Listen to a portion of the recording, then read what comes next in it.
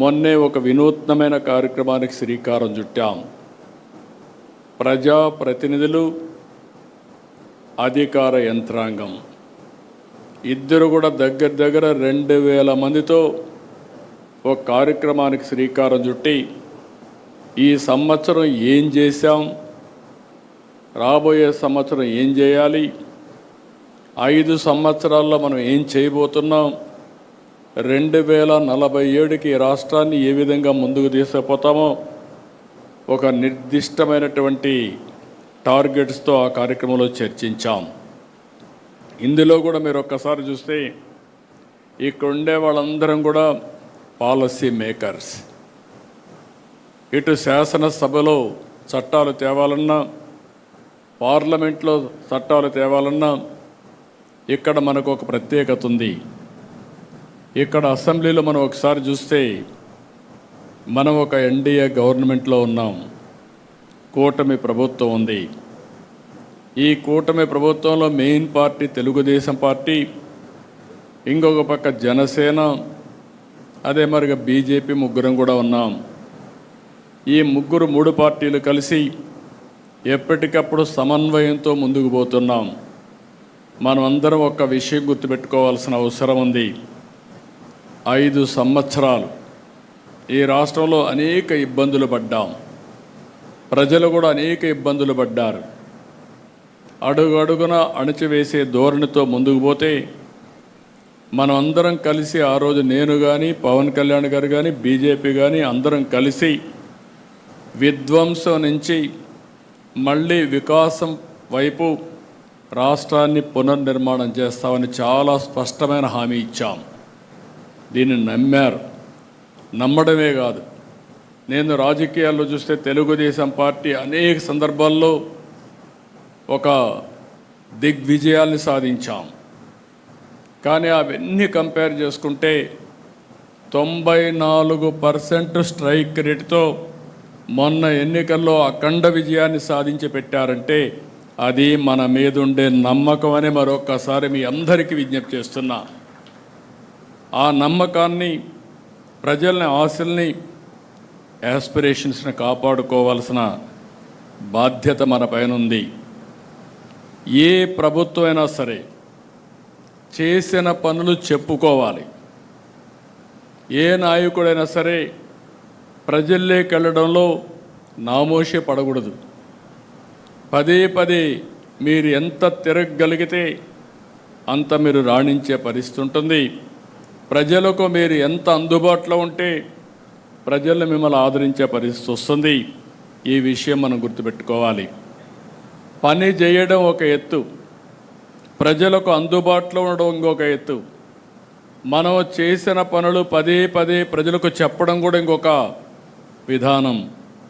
అదే సమయంలో కొన్ని పనులు కాకపోతే ఎందుకు కాలేదో చెప్పడం కూడా మన బాధ్యత.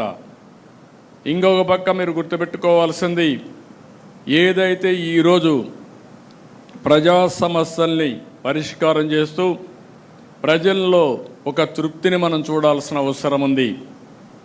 ఇంకొక పక్క భవిష్యత్తు పైన ఒక భరోసా, ఒక నమ్మకాన్ని కల్పించవలసిన బాధ్యత మనందరిపైన ఉంది. ఇవి రెండూ రావాలంటే మనం చేసే పనుల మీద ఆధారపడుతుంది, నాయకుడి యొక్క విశ్వాసం పైన ఆధారపడుతుంది. ఈ విషయం కూడా మీరు గుర్తుపెట్టుకోవాలి.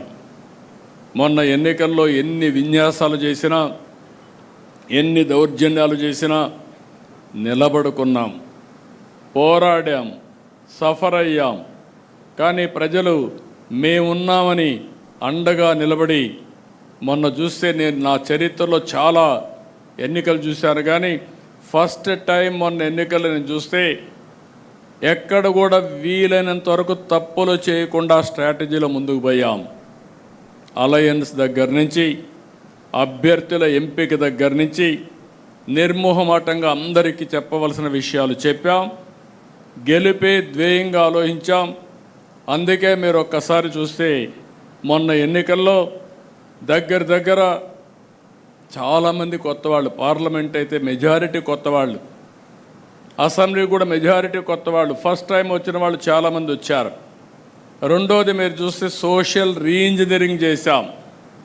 రాష్ట్రంలో మొట్టమొదటిసారిగా జనాభా దామాషా ప్రకారం అన్ని మతాలకి, అన్ని కులాలకి, ప్రత్యేక అన్ని ప్రాంతాల్లో న్యాయం చేయాలనుకున్నాం. న్యాయం కూడా చేశాం. ఇవన్నిటి వల్ల ప్రజల్లో ఒక విశ్వాసం పెరిగింది. ఆ విశ్వాసం మొన్న ఎన్నికల్లో బ్రహ్మాండంగా వచ్చే పరిస్థితి వచ్చింది. ఓసారి గతాన్ని కూడా గుర్తుపెట్టుకోవాలి. తెలుగుదేశం పార్టీ ఎప్పుడు పనులు చేయక ఓడిపోలేదు. 2000 మన పార్టీ పెట్టినప్పటి నుంచి ఈ రాష్ట్రానికి సంక్షేమం అందించిన పార్టీ, సంక్షేమాన్ని ఏ విధంగా చేయాలనో చేసి చూపించిన పార్టీ తెలుగుదేశం పార్టీ. ఆ నాయకుడు నందమూరి తారక రామారావు గారు అనే విషయం మనం గుర్తుపెట్టుకోవాలి. ఒకప్పుడు పరిపాలన అంటే రెగ్యులేటర్ అనుకునే పరిస్థితి నుంచి ఇంటింటికి వెళ్ళి ఈ సంవత్సర కాలంలో ఏ విధమైనటువంటి కార్యక్రమాలు మనం చేశాము అనేది వెళ్ళి చెప్పాల్సిందిగా ఆయన కోరుకుంటూ 2 మీటింగ్లు పెట్టాడు. ఒకటి జూన్ 23న ఆ రోజు ప్రకటించారు సుపరిపాలనకు తొలి అడుగు అని. మళ్ళా నిన్న ఒక మీటింగ్ పెట్టారు. ఆ మీటింగ్ లో కూడా అందరికీ కూడా మీరు ఆషామాషిగా తీసుకోవద్దు, ఇది చాలా సీరియస్ విషయం అని పెట్టారు. ఈ 2 మీటింగులు కూడా నిశితంగా పరిశీలించిన లేదు వారి పత్రికల్లో, అంటే వారికి సంబంధించిన పత్రికలు నేను ప్రత్యేకంగా పేర్లు చెప్పవలసిన అవసరం లేదు, కానీ ఆ పత్రికల్లో వచ్చిన వార్తలను పరిశీలించినా మనకు అర్థమయ్యేది ఏమిటంటే చాలా పేలవంగా ఈ మీటింగులు జరిగాయి. No response. పెద్ద ఆయన అనుకున్న స్థాయిలో రెస్పాన్స్ రాకపోగా నిన్న సమావేశంలో ఆహ్వానితుల్లో 56 మంది గైరు హాజరయ్యారట. దానిలో చిత్రం ఏంటంటే 15 మంది శాసనసభ్యులు రాలేదట. ఆ 15 మంది ఎక్కడున్నారో తెలుసా? విదేశాల్లో విహరిస్తున్నారట. దీన్ని బట్టి అర్థమవుతున్నది ఏంటి? ఎమ్మెల్యేలకు పెద్దగా పట్టల. ఎందుకు పడుతుందని అడుగుతా ఉన్నా. చంద్రబాబు నాయుడు గారు వారికి టిక్కెట్లు ఇచ్చి ఒక్కొక్కరిని 50 కోట్లు 100 కోట్లు ఖర్చు పెట్టించిన తర్వాత వాళ్ళు ఏ పనిలో ఉన్నారో మీకు తెలుసు, నాకు తెలుసు, చంద్రబాబు నాయుడు గారికి కూడా తెలుసు. ఈ 50 కోట్లు ఎలా పీక్కుందాం, ఈ 100 కోట్లు ఎలా పీక్కుందాం? ఇసుక అమ్ముదామా, మట్టి అమ్ముదామా, బెల్ట్ షాపులు పెడదామా, లేకపోతే గంజాయి వ్యాపారం చేద్దామా, లేకపోతే బియ్యం వ్యాపారాన్ని తరలిద్దామా? ఇదే పనిలో ఉన్నారు. ఎక్కడైనా ట్రాన్స్ఫర్లు బోనస్ఫర్లు ఉంటే క్యాష్ తీసుకుని ట్రాన్స్ఫర్ చేద్దామా? ఈ పనిలో ఉన్నారు తప్ప సంక్షేమ కార్యక్రమాల్ని అమలు చేయడంలో కానీ రాష్ట్రంలో అభివృద్ధి తీసుకురావడానికి కానీ ఈషన్ మాత్రం కూడా పనిచేసే కార్యక్రమంలో లేరు. అయినా కూడా చంద్రబాబు నాయుడు గారు మా పరిపాలన మంచి పరిపాలన, మంచి ప్రభుత్వం డైలాగ్ బాగుంది కదా. మీరు చూస్తే ఎన్నికలకు ముందు చంద్రబాబు నాయుడు గారు బ్రహ్మాండమైన డైలాగులు చెప్పారు. బాబు షూరిటీ, భవిష్యత్ గ్యారంటీ. బాబు షూరిటీ అంట, భవిష్యత్ గ్యారంటీ అంట. ఏ భవిష్యత్ గ్యారంటీ నాకు అర్థం కాల. బాబు షూరిటీ, భవిష్యత్ గ్యారంటీ అని ఇంటింటికి ఓరలు కొట్టారు. సంవత్సర పాలన అయింది. ఇప్పుడు ఏమంటున్నారు తెలుసా మీకు? బాబు షూరిటీ, మోసం గ్యారంటీ. ఈ సంవత్సరంలో మోసం మాత్రం బ్రహ్మాండంగా గ్యారంటీగా చంద్రబాబు నాయుడు గారు ఇచ్చారు అని. మాది మంచి ప్రభుత్వం. ఎవరు చెప్పుకుంటున్నారు? ఆయనే చెప్పుకుంటున్నాడు, జనం చెప్పుకోవట్లే. జనం ఏం చెప్పుకున్నారు తెలుసా? హామీలు ఇచ్చి ముంచిన ప్రభుత్వం చంద్రబాబు నాయుడు గారిది అనేటువంటి మాట చెప్పుకుంటున్నారు. అసలు ఒక విషయాన్ని ఇక్కడ నేను మీకు చెప్పాలి, రాష్ట్ర ప్రజానీకానికి తెలిసిందే. అదేంటంటే ఒక అసత్యాన్ని, ఒక అబద్ధాన్ని పదే పదే పదే పదే చెప్పి ప్రజల్ని నమ్మించవచ్చు అనుకుంటారు పాపం చంద్రబాబు నాయుడు గారు. అదే ఆయన సిద్ధాంతం. రాజకీయాల్లో వచ్చిన దగ్గర నుంచి అదే.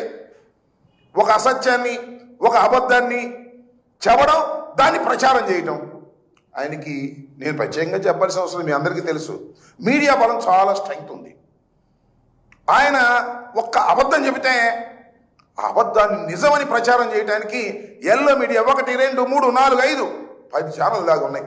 ఇవి కాక మళ్ళా సోషల్ మీడియాలో ఆయన యూట్యూబ్లు పెట్టుకుని కొంతమందిని పోషిస్తున్నారు. అంటే ఒక అసత్యాన్ని, ఒక అబద్ధాన్ని పదే పదే చెప్పి ప్రజల్ని నమ్మించాలనేటువంటి ప్రయత్నం చేసేటటువంటి వ్యక్తి నారా చంద్రబాబు నాయుడు గారు. అది ఆయనకున్నటువంటి బలం అనుకుంటున్నారు. అది ఆయన బలహీనత. ఒకసారి చెప్తే వింటారు, రెండుసార్లు చెప్తే వింటారు. పదే పదే చెప్తే ఎవరు వినేటువంటి పరిస్థితి ఉండదు. నేను ఒక మాట అంటున్నాడు చంద్రబాబు నాయుడు గారు, 2019లో మనం ఎందుకు ఓడిపోయామంటే మనం చెప్పుకోలేకపోయాం చేసిందని. ఏం చేసావు నువ్వు చెప్పుకోవడానికి? నాకు అర్థం కాల. 2019లో ముందు ఎన్నికల్లో 2014లో ఏమి ఇచ్చాడు చంద్రబాబు నాయుడు గారు? పెద్ద హామీలు ఏమి ఇచ్చాయంటే మీ అందరికీ తెలుసు. రైతు రుణమాఫీ అన్నాడు. 87,612 కోట్ల రూపాయలు తపా మనం మొత్తం కూడా సంతకం పెట్టాం, రద్దు అయిపోవడం అని చెప్పాడు. చేసావా అని అడుగుతా ఉన్నా. మళ్ళా తర్వాత డ్వాక్రా మహిళా రుణమాఫీ అన్నాడు. చేసావా? ఏ ఒక్క హామీని 14లో ఇచ్చినటువంటి హామీని నెరవేర్చలేదు. తుక్కుతుక్క ఓడిపోయావు. మళ్ళీ ఇవాళ అద్భుతమైనటువంటి హామీలు ఇచ్చావు. హామీలు ఇచ్చామన్నాడు చూసారా? అన్నీ అయిపోయింది. చేసేపో మొత్తం సూపర్ 6 అవుట్, మొత్తం చేసేసా. వెళ్ళి ఇంటింటికి వెళ్ళి చెప్పండి ప్రచారం అనేటువంటి పద్ధతుల్లో ఇవాళ చంద్రబాబు నాయుడు గారు దాన్ని అదేదో నేను చెప్తున్నాడు కదా, సుపరిపాలన తొలి అడుగు అనేటువంటి కార్యక్రమం ఇవాళ వెళ్ళాలని అందరినీ కూడా చెప్పేటటువంటి ప్రయత్నం చేస్తున్నాడు. నేను అడుగుతా ఉన్నా, అయ్యా నారా చంద్రబాబు నాయుడు గారు, మీరు సంవత్సర కాలం పరిపాలన చేశారు. ప్రజలు మీకు 5 సంవత్సరాలు పరిపాలన చేసేటటువంటి అవకాశం ఇచ్చారు. కారణాలు ఏమైనప్పటికీ కూడా 3 పార్టీలు కలవబట్టో, లేకపోతే నీ మోసపు వాగ్దానాలు ఈసారైనా చేస్తావని నమ్మో, లేకపోతే జనసేన గ్యారంటీ ఇచ్చింది పవన్ కళ్యాణ్ అని నమ్మో.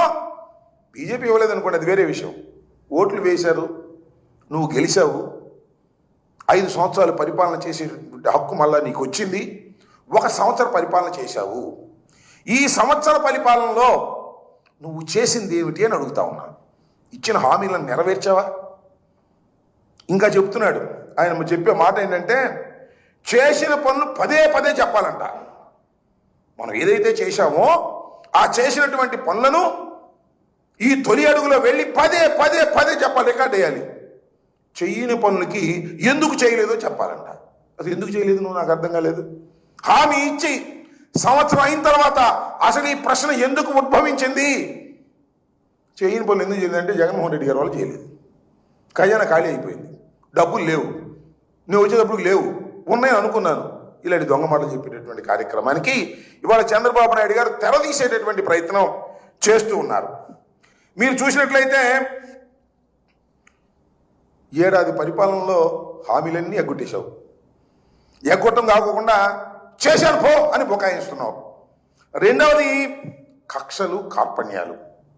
వైఎస్ఆర్ కాంగ్రెస్ పార్టీ నాయకులు ఎక్కడ సందు దొరికితే అక్కడ కేసులు పెట్టడం, జైల్లో వేయటం, బెయిల్ రాకోకుండా లేనిపోని సెక్షన్లన్నీ వేయటం, న్యాయస్థానాలతో చివాట్లు తినడం. ఇది ఇంకో పక్కన చూస్తే ఎమ్మెల్యేలు ధనార్జన, దౌర్జన్యాలు ఇష్టం వచ్చినట్టుగా చేయటం. వీటన్నిటికీ రింగ్ లీడరు మనోడే. ఎవరు? చంద్రబాబు నాయుడు గారు అబ్బాయి లోకేష్ గారు. లోకేష్ గారు క్యాష్ తీసుకోవడం, సూట్ కేట్లు సర్దటం, ఇదే పనిలో ఉన్నారు తప్ప ప్రజలకు మేలు చేయాలి అనేటువంటి కార్యక్రమం ఒక్కటి కాబట్టి ఒక్కటి చెప్పండి. మీరు ఆ రోజున కూడా 2014-19లో కూడా అమరావతి పేరు చెప్పి ఎంత అవినీతికి పాల్పడ్డారో నేను ప్రత్యేకంగా చెప్పాల్సిన అవసరం లేదు. మళ్ళీ ఇవాళ మొదలు అమరావతి 55,000 ఎకరాలు, అవి కాదంట ఇంకో 45,000 ఎకరాలు. తన దూరం కంత లేదు, మెడకో డోలంట, ఇచ్చినాడికి దిక్కు లేదు. మళ్ళీ 52,000 కోట్ల రూపాయలు అప్పు. ఇది కాక మళ్ళా అప్పు. ఈ అప్పంతా తీసుకొచ్చి 1,00,000 ఎకరాల్లో 1,00,000 కోట్లు, 2,00,000 కోట్లు పెట్టానని పెట్టి డబ్బు చేసుకునే కార్యక్రమం చేసుకున్నటువంటి దుర్మార్గమైన పాలన ఈ సంవత్సరం పాటు చేశారు. ఈ సమర్పణం చేసి దీనికి వాళ్ళ సుపరిపాలన అని పేరు పెడితే ఎవరు నమ్ముతాడన్నా? ఒక దుర్మార్గమైనటువంటి పాలన ఈ 1 సంవత్సరంలో చూసాం.